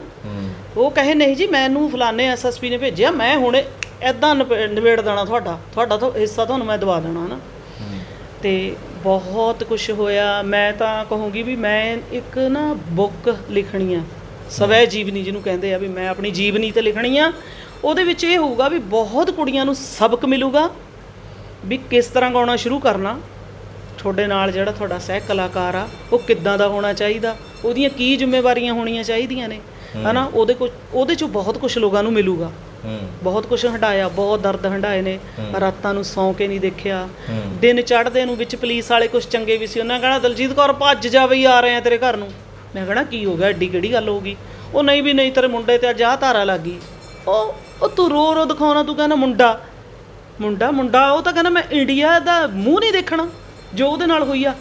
ਅੱਜ ਵੀ ਜੇ ਮੇਰਾ ਬੱਚਾ ਮਿਲਣ ਵੀ ਆਉਂਦਾ, ਮੈਨੂੰ ਲੱਗਦਾ ਗੁਰਪ੍ਰੀਤ ਉਹਨੂੰ ਫੇਰ ਪੁਲਿਸ ਚੱਕਰ ਪਾ ਸਕਦੀ ਆ, ਕਿਉਂਕਿ ਐਸੇ ਕੰਡੇ ਬੀਜੇ ਹੋਏ ਨੇ। ਆ ਮਹੀਨਾ 2 ਮਹੀਨੇ ਪਹਿਲਾਂ ਮੇਰੇ ਪਾਸਪੋਰਟ ਦੀ ਇਨਕੁਆਰੀ ਸੀ, ਉਹ ਪੁਲਿਸ ਵਾਲਿਆਂ ਨੇ ਰੋਕਤੀ। ਕਹਿੰਦੇ ਤੇਰੇ ਤੇ ਤਾਂ ਕੇਸੇ ਬਹੁਤ ਨੇ। ਮੈਂ ਕਿਹਾ ਜੀ ਉਹ ਤਾਂ ਸਾਰੇ ਮੁੱਕ ਗਏ ਸੀਗੇ। ਕਹਿੰਦੇ ਵੀ ਸੌਰੀ ਤੂੰ ਸਾਰੇ ਸਾਨੂੰ ਪੇਪਰ ਦੇ ਪਹਿਲਾਂ ਲਿਆ ਕੇ ਜੀ, ਫਿਰ ਅਸੀਂ ਸੋਚਦੇ ਹਾਂ ਪੁਰਾਣੇ ਡਾਕੂਮੈਂਟ। ਹਾਂਜੀ, ਉਹ ਬੱਚੇ ਨੇ ਮੇਰੇ ਬੇਟੇ ਨੇ ਜੀ ਸਾੜ ਤੇ ਸੀਗੇ ਸਾਰੇ ਜਿਸ ਦਿਨ ਕੇਸ ਮੁੱਕੇ ਨੇ ਸਾਰੇ। ਹਾਂ ਸਾਰੇ। ਉਹ ਕਹਿੰਦਾ ਸ਼ੁਕਰ ਆ, ਕਹਿੰਦਾ ਮਹੀਨੇ 'ਚ ਕਹਿੰਦਾ 13 ਦਿਨ ਕਹਿੰਦਾ ਆਪਾਂ ਕਚਹਿਰੀ 'ਚ ਰਹਿੰਦੇ ਸੀ, ਕਹਿੰਦਾ ਲਿਆਓ ਪਹਿਲਾਂ ਇਹਨਾਂ ਨੂੰ ਫੂਕੀਏ। ਉਹ ਐਡਾ ਥੈਲਾ ਭਰਿਆ ਹੋਇਆ ਸੀ, ਵਿਹੜੇ 'ਚ ਬੈਠ ਕੇ ਫੂਕਤਾ। ਇੰਨੀ ਅਕਲ ਤਾਂ ਉਦੋਂ ਹੈ ਨਹੀਂ ਸੀ ਵੀ ਸਾਨੂੰ ਜਾ ਕੇ ਵੀ ਕਹਿੰਦੇ ਦਰਜ ਕਰਵਾਉਣਾ ਪੈਂਦਾ ਵੀ ਸਾਡੇ ਆਹ ਕੇਸ ਜਿਹੜੇ ਸੀ ਤੁਹਾਡੇ ਬੇਟੇ ਤੇ ਵੀ ਪਾਏ ਗਏ ਸੀਗੇ? ਹਾਂਜੀ ਆਹ ਪਏ ਨੇ ਜੀ ਬੇਟੇ ਤੇ। ਜਿੰਨੀਆਂ ਧਾਰਾਵਾਂ ਦਾ ਮੈਨੂੰ ਪਤਾ 452 447 ਹਾਂਜੀ ਵੀ ਮੈਨੂੰ ਅੱਜ ਇਹਨੇ ਰਿਵਾਲਵਰ ਲੈ ਕੇ ਦੇਖੋ ਜੀ 9-10 ਸਾਲ ਦਾ ਬੱਚਾ ਕੀ ਕਿਸੇ ਤੇ ਅਟੈਕ ਕਰੂਗਾ। ਅੱਜ ਮੇਰੇ ਬੱਚੇ ਨੇ ਜੀ ਮੈਨੂੰ ਕਿਰਚ ਮਾਰਨ ਦੀ ਕੋਸ਼ਿਸ਼ ਕੀਤੀ। ਉਹ ਬੱਚਾ ਗੁਰਪ੍ਰੀਤ ਜਦੋਂ ਅਸੀਂ ਇੱਧਰ ਆ ਗਏ ਨਾ, ਉਹ ਬੱਚਾ ਆਪਣੇ ਕੱਪੜੇ ਲੈਣ ਵੀ ਜੇ ਜਾਂਦਾ ਸੀਗਾ ਜਾਂ ਬੇਟੀ ਨੂੰ ਸਕੂਟਰੀ ਤੇ ਨਾਲ ਲੈ ਜਾਣਾ ਵੀ ਮੈਂ ਕੱਪੜੇ ਚੱਕ ਲਿਆਵਾਂ, ਤਾਂ ਇਹ ਬੰਦੇ ਦੀ ਉਹ ਸੁਣੀ। ਉਹ ਬੰਦਿਆ ਤੂੰ ਸੁਣੀ, ਤੂੰ ਇੱਕ ਸ਼ਬਦ ਬੋਲਦਾ ਹੁੰਦਾ ਸੀ, ਕਹਿੰਦਾ ਸੁਪਨੇ ਲੈ ਲੈਣਾ ਉਹ ਕੋਠੀ ਦੇ ਇੱਧਰ ਨੂੰ, ਕੋਠੀ ਦੇ ਸੁਪਨੇ ਲੈਣਾ ਤੂੰ ਆ ਬਿਠਾ ਕੇ। ਕਹਿੰਦਾ ਜਵਾਕੜੀ ਜੀ ਨੂੰ ਇੱਥੇ ਨੂੰ ਆ ਜਾਨਾ, ਇਹ ਕੋਠੀ ਤੈਨੂੰ ਮਿਲਣ ਵਾਲੀ ਹੈ ਨਹੀਂ। ਬੜੇ ਆਏ ਜੀ ਫਿਰ ਕੋਠੀ ਲੈਣ ਵਾਲੇ, ਪਰ ਕਿਸੇ ਨੂੰ ਨਹੀਂ ਮਿਲੀ ਉਹ ਕੋਠੀ। ਮੈਂ ਸੁਣਿਆ ਉਸ ਕੋਠੀ ਉੱਤੇ ਤਾਂ ਜਿਹੜੀ ਆ ਸਰਕਾਰੀ ਦਰਬਾਰੇ MLA MP ਵੀ ਜਿਹੜੇ ਸੀ ਉਹਨਾਂ ਦੀ ਵੀ ਬੜੀ ਵੱਡੀ ਅੱਖ ਸੀ। ਹਾਂਜੀ ਹਾਂ, ਮੈਨੂੰ ਕਿਸੇ ਨੇ ਸੁਝਾਅ ਦਿੱਤਾ ਵੀ ਤੁਸੀਂ, ਮੈਂ ਹੁਣ ਜੇ ਨਾਂ ਲਊਂਗੀ ਨਾ ਫਿਰ ਖਲਾਰਾ ਵੱਧ ਪੈ ਜਾਂਦਾ, ਵੀ ਉਸ ਲੇਡੀ ਕੋਲ ਜਾਓ ਉਹ ਤੇਰੀ ਹੈਲਪ ਕਰੂਗੀ। ਮੌਜੂਦਾ ਉਹਦੇ ਕੋਲ ਆਉਂਦਾ ਹੈਗਾ ਵਧੀਆ। ਮੈਂ ਉਹਦੇ ਕੋਲ ਗਈ, ਮੈਨੂੰ ਖਾਣਾ ਖੂਣਾ ਵੀ ਖਵਾਇਆ। ਗੱਲ ਉੱਥੇ ਆ ਕੇ ਮੁੱਕ ਗਈ। ਕਹਿੰਦੀ ਜੇ ਤੂੰ ਮੇਰੇ ਨਾਂ ਕਰਾ ਦੇਵੇਂ ਕੋਠੀ 4 ਮਹੀਨੇ ਨੂੰ, ਕਹਿੰਦੀ ਮੈਂ ਤੇਰੇ ਨਾਂ ਕਰਾ ਦੂੰ। ਕਹਿੰਦੀ ਆਪਾਂ ਇਹਨੂੰ ਭਜਾ ਦਿੰਦੇ ਆ। ਮੈਂ ਕਿਹਾ ਆਪਾਂ ਉਹਨੂੰ ਭਜਾਉਣਾ ਕਿ ਉਹਦਾ ਹਿੱਸਾ ਉਹ ਮਿਲਣਾ ਚਾਹੀਦਾ। ਉਹਨੇ ਵੀ ਗਾਇਆ, ਉਹਨੇ ਵੀ ਕਮਾਇਆ। ਯਾਨੀ ਤੁਹਾਡਾ ਕਹਿਣ ਦਾ ਮਤਲਬ ਇਹ ਸੀਗਾ ਵੀ ਜਿਹੜਾ ਉਹਨਾਂ ਦਾ ਬਣਦਾ ਹਿੱਸਾ ਉਹਨਾਂ ਨੂੰ ਮਿਲੇ। ਉਹਨੂੰ ਮਿਲੇ। ਉਸ ਟਾਈਮ ਵੀ ਮੈਂ ਕਿਹਾ ਸੀਗਾ। ਕੋਠੀ ਤਾਂ ਮੈਂ ਐਂਡ 'ਚ ਜਦੋਂ ਪਤਾ ਲੱਗਿਆ ਵੀ ਇਹਦਾ ਟਿਕਾਣਾ ਬਣ ਗਿਆ ਜੀ ਜਰਗ ਰੋਡ ਤੇ, ਜਿੱਥੇ ਬਹਿੰਦਾ ਵੀ ਉੱਥੋਂ ਗੱਲ ਉੱਡਦੀ ਆਈ, ਦਲਜੀਤ ਕੌਰ ਤੈਨੂੰ ਕੋਠੀ 'ਚੋਂ ਕੱਢਣ ਦੀ ਪਲੈਨਿੰਗ ਬਣ ਚੁੱਕੀ ਆ, ਵੀ ਜੇ ਤੂੰ ਚਾਹੁੰਦੀ ਹੈ ਕੋਠੀ ਨੂੰ 9 ਕਰਵਾ ਲਾ। ਉਹ ਤੁਸੀਂ ਸੋਚੋ ਭਾਈ, ਸਾਰੇ ਸੁਣਨ ਵਾਲੇ ਮੇਰੇ ਵੀਰ ਸਤਿਕਾਰਯੋਗ, ਕਮੈਂਟ ਤਾਂ ਆਪਾਂ ਕਰ ਦਿੰਨੇ ਆ, ਕਮੈਂਟ ਨਾ ਥੋੜਾ ਜਿਹਾ, ਤੁਹਾਡਾ ਇੱਕ ਕਮੈਂਟ ਮੈਂ ਸਾਰੀ ਰਾਤ ਨਹੀਂ ਸੌਂਦੀ, ਕਿਉਂਕਿ ਗੱਲ ਉਹੀ ਵੀ ਤਾਂ ਗਾਉਂਦੀ ਫਿਰਦੀ ਆ। ਚਲੋ ਇਹ ਵੀ ਜਵਾਬ ਤੁਹਾਨੂੰ ਸਾਰੇ ਮਿਲ ਜਾਣੇ ਨੇ, ਹੁਣ ਇਸ ਟਾਈਮ ਤੁਹਾਨੂੰ ਸਾਰੇ ਜਵਾਬ ਮਿਲਣਗੇ। ਤੇ ਮੁੱਦਾ ਸਾਰਾ ਕੋਠੀ ਦਾ ਹੀ ਸੀਗਾ। ਫਿਰ ਗੁਰਪ੍ਰੀਤ 4.5 ਕਿੱਲੇ ਸਮਰਾਲੇ ਦੇ ਵਿੱਚ ਜ਼ਮੀਨ ਸੀਗੀ, ਮੇਰੇ ਕੋਲ ਸੀਗੇ ਸਵਾ 3 ਕਿੱਲੇ ਮੇਰੇ ਕੋਲ ਸੀਗੇ, ਜਿਹੜੇ ਮੇਰੇ ਨਾਂ ਤੇ ਸੀਗੇ। ਅੱਛਾ, 4.5 ਕਿੱਲੇ ਦੇ ਕੋਲ ਸੀ। ਦੇਖੋ ਨਿਆਈ ਅੱਜ ਜੇ ਤੁਸੀਂ ਦੇਖੋ ਜਾ ਕੇ, ਕਿਉਂਕਿ ਮੈਂ ਝੂਠ ਬੋਲਣ ਵਾਲੀ ਹੈ ਨਹੀਂ, ਮੇਰੇ ਪਿੰਡ ਦੇ ਵੀ ਸੁਣਦੇ ਆ, ਉਹ ਵੀ ਮੈਨੂੰ ਕਮੈਂਟ ਕਰਦੇ ਆ, ਕਿਉਂਕਿ ਮੇਰਾ ਬਹੁਤ ਪਿਆਰ ਆ ਮੇਰੇ ਪਿੰਡ ਦੇ ਨਾਲ, ਸਭ ਨਾਲ ਮੈਨੂੰ ਸਭ ਮਿਲਣ ਆਉਂਦੇ ਆ, ਸਭ ਨਾਲ ਬਹੁਤ ਪਿਆਰ ਆ। ਉਹ ਜਦੋਂ ਜ਼ਮੀਨ ਦਾ ਹੋਇਆ ਜੀ 4.5 ਕਿੱਲੇ, ਜਿਹੜਾ ਇਹਦਾ ਰਾਏ ਦੇਣ ਵਾਲਾ ਬੰਦਾ ਸੀ, ਅੱਜ ਉਹ ਦੁਨੀਆ ਤੇ ਹੈ ਨਹੀਂ, ਕਿਉਂਕਿ ਉਹਨੂੰ ਤਾਂ ਨਸੀਬ ਹੋਣਾ ਨਹੀਂ ਕੁਛ। ਪਰਿਵਾਰ ਉਹਦਾ ਬਹੁਤ ਵਧੀਆ ਸੀ, ਬਹੁਤ ਵਧੀਆ ਪਰਿਵਾਰ ਸੀ ਉਹ ਬੰਦਾ ਕਹਿੰਦਾ ਵੀ ਇਹ ਹੁਣ ਸਟੇ ਲਊਗੀ ਜ਼ਮੀਨ ਤੇ, ਕਿਉਂਕਿ ਬੱਚੇ ਇਹਦੇ ਕੋਲ ਨੇ, ਇਹਨੂੰ ਸਟੇ ਮਿਲ ਜਾਣੀ ਹੈ। ਵੀ ਤੂੰ ਇਦਾਂ ਕਰ, ਫੁੱਲ ਫਾਈਨਲ ਦੀ ਬਣਾ ਰਸੀਦ, ਤੂੰ ਆਹ ਫੜ 51,000 ਰੁਪਈਆ ਸਾਈ। ਅੱਛਾ ਹੈ, ਤੇ ਉਹ ਪੱਲੇ ਪੈਸੇ ਇਹਦੇ ਵੀ ਨਹੀਂ ਪਏ ਜੀ। ਅੱਛਾ, ਉਹ ਦੂਜੇ ਦਿਨ ਰਜਿਸਟਰੀ ਹੋ ਗਈ, ਤੀਜੇ ਦਿਨ ਨਾਲ ਦੀ ਨਾਲ ਇੰਤਕਾਲ ਚੜ ਗਿਆ। ਫਿਰ ਤੂੰ ਉਹਨਾਂ ਤੇ, ਉਹ ਸੁਣਨ ਵਾਲਿਓ ਭਾਈ, ਫਿਰ ਉਹਨਾਂ ਤੇ ਕੇਸ ਲਾਉਂਦਾ ਫਿਰਦਾ ਵੀ ਮੈਨੂੰ ਮੇਰੀ ਜ਼ਮੀਨ ਮਿਲ ਜਵੇ। ਇਹਦੀ ਜ਼ਮੀਨ 4.5 ਕਿੱਲੇ, 1.5 ਕਰੋੜ ਦਾ ਕਿੱਲਾ ਵਿਕਿਆ, ਉਹ ਮਾਂਜ ਗਿਆ ਅਗਲਾ। ਉਹ 4.5 ਕਿੱਲੇ ਜੀ ਇਦਾਂ ਹੀ ਗਏ ਦੇ, ਹਨਾ। ਫਿਰ ਬਾਅਦ ਵਿੱਚ ਕੀਮਤ ਇੱਕਦਮ ਵਧੀ ਸੀ ਨਾ ਜ਼ਮੀਨ ਦੀ। ਪਹਿਲਾਂ ਤਾਂ ਉਹੀ ਸੀਗਾ 8-10 ਲੱਖ ਦਾ ਕਿੱਲਾ ਸੀਗਾ, ਤੇ ਉਹ ਜ਼ਮੀਨ ਦੇਖੋ ਜੀ, ਜੇ ਅੱਜ ਇਹਦੇ ਕੋਲ ਹੁੰਦੀ ਉਹ, ਹਨਾ, ਉਹ ਜ਼ਮੀਨ ਸਾਂਭ ਕੇ ਆਪਣੇ ਬੱਚਿਆਂ ਲਈ ਰੱਖ ਲੈਂਦਾ, ਆਪਣੇ ਬੇਟੇ ਲਈ ਰੱਖਦਾ। ਕੱਲ ਨੂੰ ਕਹਿੰਦਾ ਲੈ ਬੇਟਾ ਤੇਰੀ ਜ਼ਮੀਨ ਤਾਂ ਮੈਂ ਛੇੜੀ ਨਹੀਂ। ਠੀਕ ਆ ਜੀ। ਜੇ ਅੱਜ ਲੋਕ ਕਹਿਣ ਵੀ ਦਲਜੀਤ ਕੋਲ ਤਾਂ ਬਹੁਤ ਕੁਛ ਆ, ਭਾਈ ਦਲਜੀਤ ਨੇ ਕਮਾਈ ਕੀਤੀ ਆ, ਕਿਸੇ ਨਾਲ ਕਦੇ ਕੋਈ ਬੇਈਮਾਨੀ ਨਹੀਂ ਕੀਤੀ। ਦੇਣਾ ਲੈਣਾ ਸਭ ਦਾ ਹੁੰਦਾ, ਠੀਕ ਆ ਨਾ, ਕਦੇ ਪਰ ਕਿਸੇ ਨਾਲ ਕੋਈ ਬੇਈਮਾਨੀ ਨਹੀਂ ਕੀਤੀ। ਆਪਣੇ ਬੱਚਿਆਂ ਤੋਂ ਇਲਾਵਾ ਵੀ ਗੁਰਪ੍ਰੀਤ, ਮੇਰੇ ਕੋਲ ਕੁਝ ਇਦਾਂ ਦੇ ਬੱਚੇ ਨੇ ਜਿਨ੍ਹਾਂ ਨੂੰ ਮੈਂ ਖਰਚਾ ਦੇ ਰਹੀ ਹਾਂ, ਮੈਂ ਪੜ੍ਹਾ ਰਹੀ ਹਾਂ। ਕੋਈ ਹੋਰ ਇੰਟਰਵਿਊ ਹੋਈ, ਮੈਂ ਬੱਚਿਆਂ ਨੂੰ ਬੁਲਾਉਂਗੀ। ਇਹ ਥੋੜਾ ਸਰੋਤਿਆਂ ਨੂੰ, ਸਾਨੂੰ ਸਰੋਤੇ ਬਹੁਤ ਪਿਆਰ ਕਰਦੇ ਆ। ਜੇ ਪਿਆਰ ਕਰਦੇ ਆ ਤਾਂ ਹੀ ਤਾਂ ਵੀਡੀਓ ਇੰਨੀ ਵਾਇਰਲ ਹੋ ਜਾਂਦੀ ਆ, ਹਨਾ। ਪਰ ਮੈਂ ਇਹ ਦਰਸ਼ਕਾਂ ਨੂੰ ਵੀ ਦਿਖਾ ਦੇਵਾਂ ਕਿ ਜਿਹੜੇ ਪਰਚੇ, ਜਿਹੜੇ FIRਾਂ ਕਰਾਈਆਂ ਹੋਈਆਂ ਨੇ, ਦਲਜੀਤ ਕੌਰ ਵਾਈਫ ਆਫ ਮਨਜੀਤ ਸਿੰਘ ਰਾਹੀ, ਮਾਨਵਪ੍ਰੀਤ ਸਿੰਘ ਸਨ ਆਫ ਮਨਜੀਤ ਸਿੰਘ ਰਾਹੀ, both residents of Lalheri road Khanna. ਇਹਨਾਂ ਤੇ ਹੁਣ ਧਾਰਾ ਜਿਹੜੀ ਹੈ, ਮੈਂ ਤੁਹਾਨੂੰ ਧਾਰਾ ਦੱਸ ਦਿੰਦਾ ਕਿ ਧਾਰਾ ਕਿਹੜੀਆਂ ਇਹਨਾਂ ਦੇ ਬੇਟੇ ਤੇ ਲੱਗੀਆਂ ਹੋਈਆਂ ਨੇ। 452, 427, 506, 34 IPC। ਉਸ ਤੋਂ ਬਾਅਦ 447, 506, 34 IPC।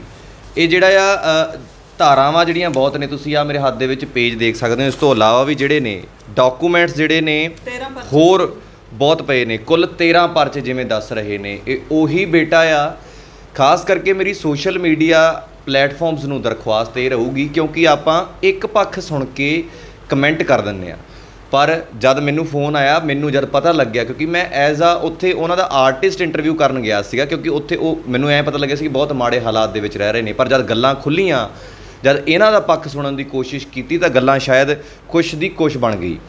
ਇਹ ਕਾਫੀ ਪਰਚੇ ਜਿਹੜੇ ਨੇ, ਇਹ ਉਹ ਬੇਟੇ ਤੇ ਪਾਏ ਹੋਏ ਨੇ। ਹੁਣ ਜਿਹੜੇ ਸੋਸ਼ਲ ਮੀਡੀਆ ਪਲੇਟਫਾਰਮਸ ਤੇ ਲੋਕ ਦੇਖ ਰਹੇ ਹੋਣਗੇ, ਤੁਸੀਂ ਆਪ ਸੋਚੋ ਕਿ ਜਿਹੜੇ ਬੱਚੇ ਤੇ ਇੰਨੇ ਪਰਚੇ ਪਾ ਦਿੱਤੇ ਜਾਣ, ਉਹ ਕਿਸ ਤਰੀਕੇ ਦੇ ਨਾਲ ਇੰਡੀਆ ਵਿੱਚ ਆਵੇਗਾ। 13 ਪਰਚੇ ਜਿਵੇਂ ਦੱਸਿਆ ਜਾ ਰਿਹਾ ਕਿ 13 ਪਰਚੇ ਉਸ ਬੇਟੇ ਤੇ, ਜਿਸ ਦਾ ਨਾਂ ਵੀ ਸ਼ਾਇਦ ਉਹਨਾਂ ਨੂੰ ਨਹੀਂ ਪਤਾ, ਨਾਂ ਵੀ ਨਹੀਂ ਉਹਨਾਂ ਨੇ ਸਹੀ ਲਿਆ ਸੀਗਾ। ਉਹਨਾਂ ਨੇ ਅਰਸ਼ਦੀਪ ਕਰਕੇ ਕੁਛ ਨਾਂ ਲਿਆ ਸੀਗਾ, ਪਰ ਅਸਲ ਦੇ ਵਿੱਚ ਜਿਹੜਾ ਨਾਮ ਹੈ ਉਹ ਹੈ ਮਾਨਵਪ੍ਰੀਤ ਸਿੰਘ। ਨਾਮ ਜਿਹੜਾ ਆ ਬਾਈ, ਜਿਹੜਾ ਅਮਰੀਕਾ ਦੇ ਵਿੱਚ ਰਹਿ ਰਹੇ ਨੇ, ਜਿਨ੍ਹਾਂ ਦਾ ਉਹ ਜ਼ਿਕਰ ਕਰਦੇ ਸੀਗੇ, ਉਹ ਅਮਰੀਕਾ ਦੇ ਵਿੱਚ ਰਹਿ ਜ਼ਰੂਰ ਰਹੇ ਨੇ। ਮਾਨਵਪ੍ਰੀਤ ਸਿੰਘ ਉਹਨਾਂ ਦਾ ਨਾਮ ਹੈ, ਅਰਸ਼ ਨਹੀਂ, ਜੋ ਉਹਨਾਂ ਵੱਲੋਂ ਦੱਸਿਆ ਗਿਆ ਸੀਗਾ। ਉਹਨਾਂ ਦੇ ਉੱਤੇ ਜਿਹੜੇ ਨੇ 13 ਪਰਚੇ ਉਹਨਾਂ ਤੇ ਪਾ ਦਿੱਤੇ ਗਏ। ਤੇ ਹੁਣ ਅੱਛਾ, ਮੇਰੇ ਤੇ ਵੀ ਸੀ। ਤੇ ਇੱਕ ਬੱਚਾ ਮੇਰੇ ਬੱਚਿਆਂ ਨੂੰ ਖਿਡਾਉਂਦਾ ਹੁੰਦਾ ਸੀਗਾ ਜੀ, ਭਨੂਪਲੀ ਪਿੰਡ ਆ ਉਹਦਾ, ਤੇ ਉਹ ਅਸੀਂ ਗਰੁੱਪ ਦੇ ਵਿੱਚ ਗਾਉਂਦਾ ਵੀ ਸੀ, ਥੋੜਾ ਉਹਨੂੰ ਸ਼ੌਕ ਸੀਗਾ। ਮੈਂ ਕਿਹਾ ਵੀ ਇਹਨੇ ਬਹੁਤ ਸੇਵਾ ਕੀਤੀ ਹੈ ਸਾਡੀ, ਵੀ ਮੈਂ ਇਹਨੂੰ ਗਰੁੱਪ 'ਚ ਲੈ ਜਾਣਾ, ਹੈ ਨਾ। ਮੈਂ ਉਹਨੂੰ, ਇਹਨੇ ਹਾਂ ਕਰਤੀ, ਰਾਤ ਨੂੰ ਇਹ ਮੁੱਕਰ ਗਿਆ, ਕਹਿੰਦਾ ਮੈਂ ਤਾਂ ਲੈ ਕੇ ਨਹੀਂ ਜਾਣਾ। ਮੈਂ ਕਿਹਾ ਵੀ ਜਾਂ ਤਾਂ ਤੂੰ ਹਾਂ ਨਾ ਕਰਦਾ। ਉਸ ਬੱਚੇ ਨੂੰ ਮੈਂ ਆਪਣੀ ਜਿੱਦ ਨਾਲ ਉਹਨੂੰ ਲੈ ਗਈ, ਹੈ ਨਾ। ਜਦੋਂ ਵਾਪਸ ਆਇਆ 3 ਸਾਲ ਪਿੱਛੋਂ, ਕਿੱਥੇ ਲੈ ਗਏ? ਆਸਟ੍ਰੇਲੀਆ, ਹੈ ਨਾ। ਅੱਛਾ, ਆਸਟ੍ਰੇਲੀਆ ਸ਼ੋਅ ਸੀ ਤੁਹਾਡਾ? ਹਾਂ, ਸ਼ੋਅ ਸੀਗਾ। ਉਹਨੂੰ ਮੈਂ ਉਹਨੂੰ ਕਿਹਾ, ਪ੍ਰਮੋਟਰਾਂ ਨੂੰ ਕਿਹਾ, ਮੈਂ ਕਿਹਾ ਵੀ ਬਹੁਤ ਗਰੀਬ ਘਰ ਦਾ ਬੱਚਾ, ਵੀ ਤੁਸੀਂ ਇਹਨੂੰ ਪਲੀਜ਼ ਰੱਖ ਲਓ ਇੱਥੇ। ਉਹਨਾਂ ਨੇ ਚਲੋ ਕਹਿੰਦੇ ਕੋਈ ਗੱਲ ਨਹੀਂ, ਉਦੋਂ ਸੌਖਾ ਸੀਗਾ ਕੰਮ ਹਨਾ, ਉਹਨਾਂ ਨੇ ਰੱਖ ਲਿਆ। ਚਲੋ ਬੱਚੇ ਨੇ ਬਹੁਤ ਕਮਾਈ ਕੀਤੀ ਹਨਾ, ਉਹਨੇ ਕਦੇ ਸਾਡੇ ਤੋਂ ਕਦੇ ਖੁੱਲ੍ਹ ਕੇ ਪੈਸਾ ਨਹੀਂ ਸੀ ਮੰਗਿਆ ਉਰੇ। ਜਦੋਂ ਬੱਚਾ ਆਇਆ ਉਹ ਕਹਿੰਦਾ ਵੀ ਭੈਣ ਜੀ ਮੈਂ ਮਿਲਣ ਜਾਣਾ ਰਾਹੀ ਸਾਹਿਬ ਨੂੰ। ਮੈਂ ਕਿਹਾ ਉਹ ਅੱਗੇ ਵਾਲਾ ਨਹੀਂ ਹੈਗਾ, ਤੂੰ ਰਹਿਣ ਦੇ, ਕੋਈ ਪੰਗਾ ਨਾ ਪਾ ਲਈ। ਕਹਿੰਦਾ ਨਹੀਂ ਜੀ। ਉਹਨੇ ਵਿਚਾਰੇ ਨੇ ਬਰਫੀ ਦੇ ਡੱਬੇ ਲਏ ਜੀ। ਮੈਂ ਕਿਹਾ ਚਲੋ ਮੈਂ ਉੱਥੋਂ ਕੱਪੜੇ ਲਿਆਉਣੇ ਆ ਬੇਟੀ ਦੇ ਚੱਕ ਕੇ। ਤੇ ਉੱਥੇ ਜਦੋਂ ਮੈਂ ਗਈ ਮੈਨੂੰ ਪਤਾ ਲੱਗਿਆ ਜੀ ਮੇਰੇ ਸਾਰੇ ਕੱਪੜੇ ਸਾੜਤੇ ਨੇ ਬਾਹਰ ਕੱਢ ਕੇ। ਤੇ ਹਾਂਜੀ, ਜਿਹੜੇ ਮੋਮੈਂਟੋ ਸੀਗੇ ਜਿਨ੍ਹਾਂ ਤੇ ਦਲਜੀਤ ਕੌਰ ਲਿਖਿਆ ਸੀ ਉਹ ਸਾਰੇ ਇਹਨੇ, ਲੋਕ ਦੇਖਦੇ ਸੀ ਵੀ ਕੀ ਫੂਕੀ ਜਾਂਦਾ, ਇਹਨੇ ਸਾਰਾ ਕੁਝ ਫੂਕਤਾ ਜੀ ਕੱਢ ਕੇ। ਤੇ ਉਹ ਜਦੋਂ ਮੇਰੇ ਨਾਲ ਗਿਆ ਉਹਨੂੰ ਮਿਲਿਆ ਹਨਾ, ਚਲੋ ਜਿਹੜਾ ਸਾਡਾ ਬਹਾਦਰ ਸੀਗਾ ਨੇਪਾਲੀ, ਉਹ ਚਾਹ ਵੀ ਲੈ ਕੇ ਆਇਆ ਹਨਾ। ਮੈਂ ਉਹਨੂੰ ਕਿਹਾ ਚਾਹ ਨਹੀਂ ਪੀਣੀ ਹੈਗੀ, ਉਹ ਰਹਿਣ ਦੇ ਬਾਬਾ, ਹੋਰ ਇਹਨਾਂ ਕੋਈ ਗੱਲ ਬਣ ਜਾਵੇ। ਉਹ ਕਹਿੰਦਾ ਜੀ ਨਹੀਂ ਚਾਹ ਪੀਓ। ਇਹਨੇ ਆ ਗਿਆ, ਉਹ ਮਿਲਿਆ, ਗੱਲਾਂ ਬਾਤਾਂ ਹੋਈਆਂ। ਦੂਜੇ ਦਿਨ ਮੈਂ ਕਿਹਾ ਵੀ ਉਹਨੂੰ ਮੈਂ ਫੇਰ ਕਿਹਾ ਵੀ ਸੱਤ ਤੂੰ ਵਧੀਆ ਨਹੀਂ ਕੀਤਾ, ਮੈਨੂੰ ਤਾਂ ਡਰੇ ਲੱਗਦਾ ਰਹਿੰਦਾ ਵੀ ਇਹ ਤਾਂ ਪਰਚੇ ਬਹੁਤ ਕਰਾਉਂਦਾ ਆਪਣੇ ਤੇ। ਆ ਦੂਜੇ ਦਿਨ ਪਰਚਾ ਹੋਇਆ ਜੀ, ਇੱਥੇ ਪੜ੍ਹ ਲਓ, ਸਤਪਾਲ ਲਿਖਿਆ ਹੋਊਗਾ, ਭਨੂਪਲੀ ਪਿੰਡ, 52 ਉਹਦੇ ਤੇ ਲਵਾਈ ਜੀ ਇਹਨੇ, ਆ ਵਿੱਚੇ ਆ ਬੇਟੇ ਦੇ ਨਾਲ 52 ਲਵਾਤੀ। ਹਾਂਜੀ ਉਹ ਤੇ ਵੀ ਲਵਾਤੀ। ਉਹ ਬੰਦਾ ਰੋਲਤਾ ਇਹਨੇ, ਉਹ ਬੰਦਾ ਰੁਲ ਗਿਆ। ਉਹਦਾ ਵਿਆਹ ਹੋਇਆ, ਉਹਦੇ ਸਹੁਰਿਆਂ ਨੇ ਵੀ ਇਹ ਗੱਲ ਕਹੀ ਵੀ ਅਸੀਂ ਤਾਂ ਦੇਖਿਆ ਸੀਗਾ ਆਸਟ੍ਰੇਲੀਆ ਦਾ ਸਾਨੂੰ ਮੁੰਡਾ ਮਿਲ ਗਿਆ, ਵੀ ਇਹ ਤਾਂ ਕੇਸਾਂ 'ਚ ਉਲਝ ਗਿਆ। ਇੱਕ ਘਰ ਥੋੜ੍ਹਾ ਤਬਾਹ ਕੀਤਾ। ਇੱਕ ਚੀਜ਼ ਮੈਨੂੰ ਬੜੀ ਨਵੀਂ ਸੁਣਨ ਦੇ ਵਿੱਚ ਮਿਲੀ ਸੀ ਜਦ ਆਪਾਂ ਆਫ ਦਾ ਰੈਕੋਰਡ ਗੱਲ ਕਰ ਰਹੇ ਸੀਗੇ ਕਿ ਅੰਤ ਦੇ ਵਿੱਚ ਜਦ ਸਾਰੇ ਦਾਉ ਪੇਚ ਕਹਿੰਦੇ ਉਹਨਾਂ ਨੇ ਅਜ਼ਮਾ ਲਏ ਸੀਗੇ, ਤੁਹਾਡੇ ਤੇ ਪਰਚੇ ਵੀ ਕਾਫੀ ਕਰ ਦਿੱਤੇ, ਜਿਵੇਂ ਕਿ ਆ ਸਾਰੇ ਦਸਤਾਵੇਜ਼ ਸਾਹਮਣੇ ਪਏ ਨੇ, ਓਰੀਜਨਲ ਡਾਕੂਮੈਂਟਸ ਨੇ। ਨਾਲੇ ਮੈਂ ਤੁਹਾਨੂੰ ਦੱਸ ਦੇਵਾਂ ਕਿ ਸਾਰੇ ਓਰੀਜਨਲ ਡਾਕੂਮੈਂਟ ਸਾਹਮਣੇ ਪਏ ਨੇ ਜਦ ਇਹ ਪਰਚੇ ਹੋਏ ਸੀ। ਉਸ ਤੋਂ ਇਲਾਵਾ ਮੈਂ ਸੁਣਿਆ ਵੀ ਤੁਸੀਂ ਜ਼ਿਕਰ ਕਰ ਰਹੇ ਸੀ ਵੀ ਟਰੱਕ ਵੀ ਚੜ੍ਹਾ ਦਿੱਤਾ ਸੀ ਤੁਹਾਡੇ ਤੇ। ਹਾਂਜੀ, ਫੇਰ ਕਿਸੇ ਨੇ ਜੀ ਇਹਦੇ ਜਿਹੜੇ ਰਾਏ ਦੇਣ ਵਾਲੇ ਸੀ ਉਹਨਾਂ ਨੇ ਜਰਗ ਰੋਡ ਤੋਂ ਇੱਕ ਪਤਾ ਨਹੀਂ ਗੱਡੀ, ਕੋਈ ਮੈਨੂੰ ਗੱਡੀ ਦਾ ਨਾਂ ਨਹੀਂ ਪਤਾ, ਸਾਰਾ ਅਸੀਂ ਕਢਵਾ ਲਿਆ ਸੀਗਾ ਰਿਕਾਰਡ। ਹਾਂ ਰਿਕਾਰਡ ਅਸੀਂ ਕਢਵਾਇਆ ਸੀਗਾ। ਡੀ ਜਾਂ ਐਸ ਗੱਡੀ ਸੀਗੀ ਉਹ। ਮੈਂ ਨਾ ਕੋਈ ਸਾਈਨ ਕਰਨੇ ਸੀਗੇ, ਮੈਂ ਡਰਦੀ ਬਾਹਰ ਨਹੀਂ ਸੀ ਨਿਕਲਦੀ। ਕਿਸੇ ਨੇ, ਉਹ ਵਕੀਲ ਸਾਹਿਬ ਸੀ ਚੰਡੀਗੜ੍ਹ ਦੇ, ਉਹ ਕਹਿੰਦੇ ਵੀ ਮੈਂ ਦਰਾਹੇ ਆਉਣਾ ਵੀ ਦਲਜੀਤ ਉੱਥੇ ਆ ਕੇ ਸਾਈਨ ਕਰ ਦੇਵੇ। ਮੈਂ ਉੱਥੇ ਸਾਈਨ ਕਰਨ ਗਈ, ਰਸਤੇ 'ਚ ਮੇਰੇ ਮਨ 'ਚ ਗੱਲ ਬਾਰ-ਬਾਰ ਆਉਂਦੀ ਸੀਗੀ ਇਹ ਵੀ ਮੈਨੂੰ ਕਵੇਲਾ ਹੋ ਗਿਆ ਵੀ ਕੁਛ 19 ਹੋ ਨਾ ਜਾਵੇ, ਵੀ ਘਰੇ ਵੀ ਬੇਟਾ ਤਾਂ ਛੋਟਾ ਹੀ ਸੀਗਾ ਨਾ, ਵੀ ਮੇਰੀ ਭਤੀਜੀ ਸੀਗੀ ਮੇਰੇ ਕੋਲ। ਮੈਂ ਉਹਨੂੰ ਦੱਸਿਆ, ਮੈਂ ਕਿਹਾ ਮੈਂ ਲੇਟ ਹੋ ਗਈ, ਇੱਕ ਮੀਂਹ ਪੈ ਰਿਹਾ ਸੀਗਾ। ਐਨੇ ਗੱਡੀ ਪਿੱਛੋਂ ਆਈ, ਉਹਦੀਆਂ ਲਾਈਟਾਂ ਬੰਦ ਹੋਈਆਂ ਜੀ ਮਾਰਕਫੈਡ ਕੋਲ ਆ ਕੇ। ਤੇ ਫਿਰ ਮੈਨੂੰ ਇੰਨਾ ਕੀ ਪਤਾ ਲੱਗਿਆ ਵੀ ਬਹੁਤ ਵੱਡਾ ਧਮਾਕਾ ਹੋਇਆ। ਜਾਨੂੰ ਤਾਂ ਗੱਡੀ 2-3 ਪਲਟੀਆਂ ਖਾ ਕੇ ਪਰਲੇ ਪਾਸੇ ਇੱਕ ਢਾਬਾ ਹੁੰਦਾ ਸੀਗਾ, ਸਾਰੇ ਜਾਣਦੇ ਆ, ਉਹ ਢਾਬੇ ਦੇ ਵਿੱਚ ਜਾ ਕੇ ਗੱਡੀ ਵੜ ਗਈ। ਵੀ ਇੰਨਾ ਸ਼ੁਕਰ ਵੀ ਐਡੀ ਕੁ ਲਾਈਨ ਟਰੱਕਾਂ ਦੀ ਆਉਂਦੀ ਸੀ ਉਸ ਟਾਈਮ, ਵੀ ਸਾਰੇ ਸੀ ਬਾਲ-ਬਾਲ ਉੱਥੇ ਬਚੇ। ਠੀਕ ਆ ਜੀ। ਉਸ ਟਾਈਮ ਗੱਡੀ ਦੇ ਵਿੱਚ ਕੌਣ-ਕੌਣ ਸੀ? ਗੱਡੀ 'ਚ ਮੈਂ ਸੀ, ਮੇਰਾ ਡਰਾਈਵਰ ਸੀਗਾ, ਤੇ ਇੱਕ ਖੰਨੇ ਦਾ ਹੀ ਕੋਈ ਵਕੀਲ ਸੀਗਾ ਨਾਲ, ਜਿਹੜਾ ਤੁਹਾਡੇ ਨਾਲ ਜਾ ਰਿਹਾ ਸੀ। ਹਾਂਜੀ ਨਾਲ ਜਾ ਰਿਹਾ ਸੀ, ਜਿਹਨੇ ਸਾਰੀ ਗੱਲਬਾਤ ਕਰਵਾਈ ਸੀ। ਸਾਰੇ ਬੱਚੇ ਸੱਟਾਂ ਲੱਗੀਆਂ। ਦੂਜੇ ਦਿਨ ਸ਼ੋਅ ਸੀਗਾ ਗਾਂ, ਡਾਕਟਰ ਮੈਨੂੰ ਉਹਨੂੰ ਤਾਂ ਮੈਂ ਕਿਹਾ ਮੈਂ ਡਿੱਗ ਗਈ, ਉਹ ਕਹੇ ਵੀ ਮੈਂ ਤੇਰੇ ਕੱਚ ਬੜਿਆ ਹੋਇਆ, ਤੇਰੇ ਕੱਚ ਬੜਿਆ ਹੋਇਆ, ਵੀ ਤੇਰੇ ਚਿਹਰੇ ਦਾ ਕੰਮ ਆ, ਵੀ ਜੇ ਅਸੀਂ ਕੱਢਾਂਗੇ ਚਿਹਰਾ ਖਰਾਬ ਹੋਊਗਾ, ਵੀ ਕਿਸੇ ਨੂੰ ਲੈ ਕੇ ਆ, ਕੋਈ ਬੰਦਾ ਸਾਈਨ ਕਰੇ ਆ ਕੇ। ਵੀ ਕਿਤੇ ਇੱਕ ਦੁੱਖ ਨਹੀਂ ਦੇਖਿਆ। ਉਹ ਜਦੋਂ ਗਾਉਂਦੀ ਸੀ ਨਾ ਸਟੇਜ ਤੇ ਵੀ, ਜਦੋਂ ਗਾਉਂਦੀ ਸੀ ਉਹ ਬੁਲਬੁਲੇ ਬਲੱਡ ਦੇ ਨਿਕਲਦੇ ਸੀ। ਇੱਦਾਂ ਦੀ ਸਥਿਤੀ ਮੇਰੀ ਹੋ ਗਈ ਸੀ। ਪਰ ਇਹਨਾਂ ਦਾ ਜੀ ਜ਼ੋਰ ਨਹੀਂ ਚੱਲਿਆ। ਫਿਰ ਜਿਉਂਦਾ ਰਹੇ ਇੱਕ ਬੰਦਾ, ਉਹਦਾ ਸਵਰਗਾਂ 'ਚ ਵਾਸਾ ਹੋਵੇ, ਉਹਦੀ ਡੈਥ ਹੋ ਚੁੱਕੀ ਆ। ਸੁਣਨ ਵਾਲੇ ਸਾਰੇ ਜਾਣਦੇ ਹੋਣਗੇ। ਦੋਸਤ ਹਾਲਾਂਕਿ ਇਹਦਾ ਸੀ ਕਾਕਾ ਮਾਜਰੀ ਵਾਲਾ, ਉਹ ਰਾਈਟਰ ਵੀ ਸੀ। ਉਹਦਾ ਗਾਣਾ ਜੈਜ਼ੀਬੀ ਨੇ ਵੀ ਕਰਾਇਆ, ਇਹਨੇ ਵੀ ਕਰਵਾਇਆ ਸੀਗਾ। ਵਧੀਆ ਗਾਣਾ ਸੀ, ਬਹੁਤ ਫੇਮਸ ਗਾਣਾ ਸੀਗਾ। ਤੇ ਉਹਨੂੰ ਜਦੋਂ ਪਤਾ ਲੱਗਿਆ ਜੇਲ੍ਹ ਦੇ ਵਿੱਚ ਵੀ ਇਹ ਇੰਨੇ ਪਰਚੇ ਦਲਜੀਤ ਤੇ ਕਿਉਂ ਕਰਾਈ ਜਾਂਦਾ, ਵੀ ਉਹ ਮੈਨੂੰ ਜਾਣਦਾ ਸੀ ਪਰਸਨਲੀ, ਪਰਿਵਾਰ 'ਚ ਆਉਂਦਾ ਜਾਂਦਾ ਸੀ, ਵੀ ਉਹ ਇਦਾਂ ਦੀ ਹੈ ਨਹੀਂ, ਕੀ ਕਰਨ ਲੱਗ ਗਿਆ, ਬੱਚਿਆਂ ਤੇ ਵੀ ਪਰਚੇ ਕਰਵਾ ਰਿਹਾ, ਵੀ ਸਿਰਫ ਇੱਕ ਪ੍ਰਾਪਰਟੀ ਕਰਕੇ ਸਾਰਾ ਕੁਝ ਹੋ ਰਿਹਾ। ਉਹ ਬੰਦਾ ਛੁੱਟੀ ਲੈ ਕੇ ਜਦੋਂ ਘਰ ਆਇਆ, ਉਹਨੇ ਮੈਨੂੰ ਆ ਕੇ ਕਿਹਾ, ਕਹਿੰਦਾ ਵੀ ਦਲਜੀਤ, ਵੀ ਜੇ ਅੱਜ ਮੈਂ ਤੈਨੂੰ ਇੱਕ ਡਾਕੂਮੈਂਟ ਦੇਵਾਂ ਵੀ ਤੂੰ ਮੈਨੂੰ 10 ਲੱਖ ਰੁਪਈਆ ਹੁਣੇ ਦੇ ਸਕਦੀ ਆ। ਮੈਂ ਕਿਹਾ ਵੀ ਇੱਦਾਂ ਦਾ ਕਿਹੜਾ? ਕਹਿੰਦਾ ਵੀ ਤੂੰ ਇਹ ਦੇਖ ਲਾ ਵੀ ਉਹ ਬੰਦਾ ਤੇਰੇ ਤਰਲੇ ਕਰਦਾ ਫਿਰੂਗਾ ਖੰਨੇ 'ਚ। ਮੈਂ ਕਿਹਾ ਐਡਾ ਇਹ ਕਿਹੜਾ ਗੱਲ ਹੋ ਗਈ ਹੈ ਨਾ।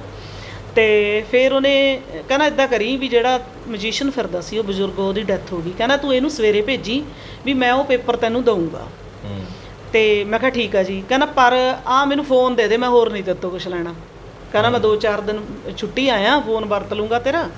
ਤੇ ਮੈਂ ਉਹਨੂੰ ਫੋਨ ਦੇਤਾ। ਫੋਨ ਵੀ ਐਡੇ ਵਧੀਆ ਨਹੀਂ ਸੀ ਹੁੰਦੇ ਉਦੋਂ ਨਾ, ਚੱਲੇ ਸੀਗੇ। ਉਹ ਸੋਨੀ ਦਾ ਸੀ ਲੰਮਾ ਜਿਹਾ ਫੋਨ, ਮੈਂ ਉਹਨੂੰ ਦੇਤਾ, ਮੈਂ ਕਿਹਾ ਲੈ ਜਾ।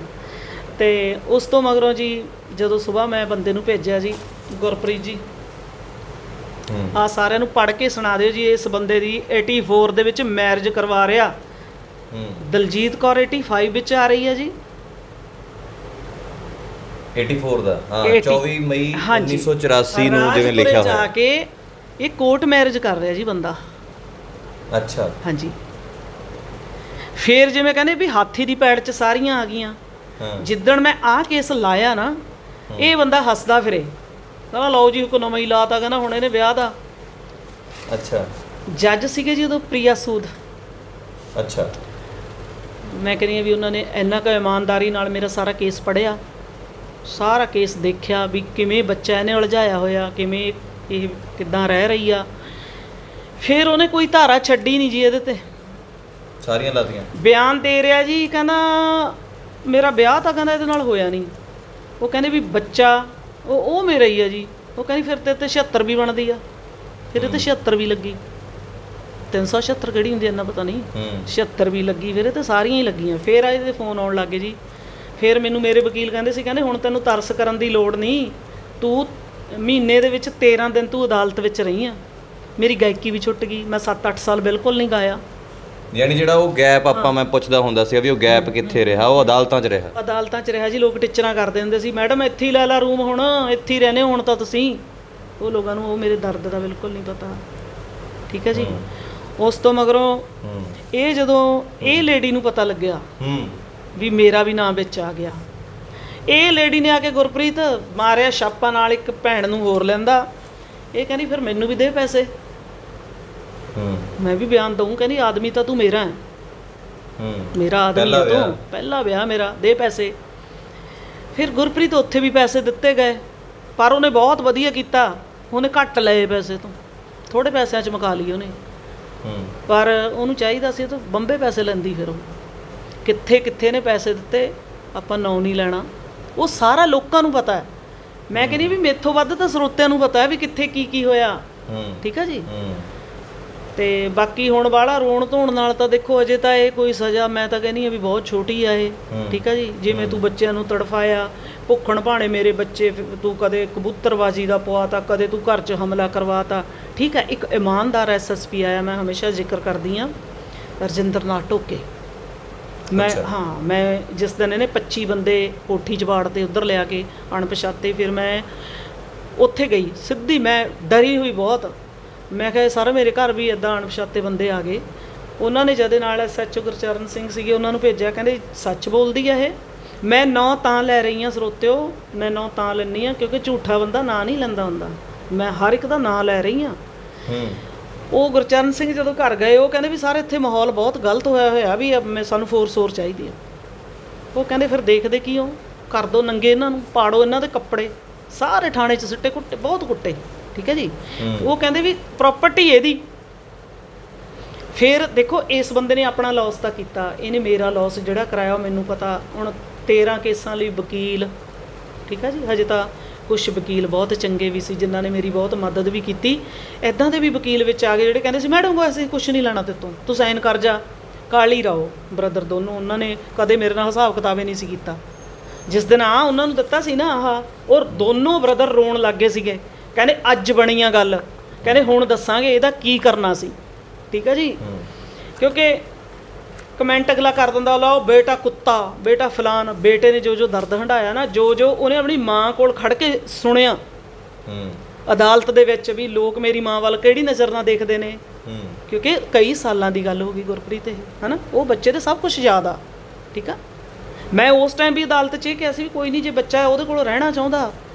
ਉਹ ਜਿਸ ਦਿਨ ਮੈਂ ਕੋਠੀ 'ਚ ਆਈ ਸੀਗੀ, ਮੈਨੂੰ ਯਾਦ ਆ, ਮੈਂ ਆਪਣੇ ਬੱਚੇ ਨੂੰ ਲੱਭਦੀ ਫਿਰਾਂ, ਉਹ ਇੱਕ ਰੂਮ 'ਚ ਭੁੰਜੇ ਸੁੱਤਾ ਪਿਆ। ਮੈਂ ਉਹਨੂੰ ਕਰਾਂ ਤੂੰ ਉੱਧਰ ਨਹੀਂ ਜਾਣਾ, ਕਹਿੰਦਾ ਮੈਨੂੰ ਕਹਿਣਾ ਹੀ ਨਹੀਂ ਇਹ ਸ਼ਬਦ, ਮੈਂ ਨਹੀਂ ਉੱਧਰ ਜਾਣਾ, ਮੈਂ ਇੱਥੇ ਹੀ ਰਹਿਣਾ। ਆ ਮੇਰੇ ਗੁਆਂਢੀਆਂ ਨੇ ਉਹਨੂੰ ਰੋਟੀ ਦਿੱਤੀ, ਮੈਂ ਤਾਂ ਚਲੋ ਉੱਧਰ ਰਹਿਣਾ ਹੀ ਸੀ, ਮੈਨੂੰ ਪਤਾ ਸੀ ਮੇਰਾ ਹਿੱਸਾ ਖਾਣ ਨੂੰ ਫਿਰਦੇ ਆ ਲੋਕ, ਹੈ ਨਾ। ਚਲੋ ਜੀ। ਮੇਰੇ ਕੋਲ ਉਸ ਕੋਠੀ ਦਾ ਆਇਆ ਗੁਰਪ੍ਰੀਤ 27-28 ਲੱਖ ਰੁਪਈਆ ਆਇਆ ਮੇਰੇ ਕੋਲ।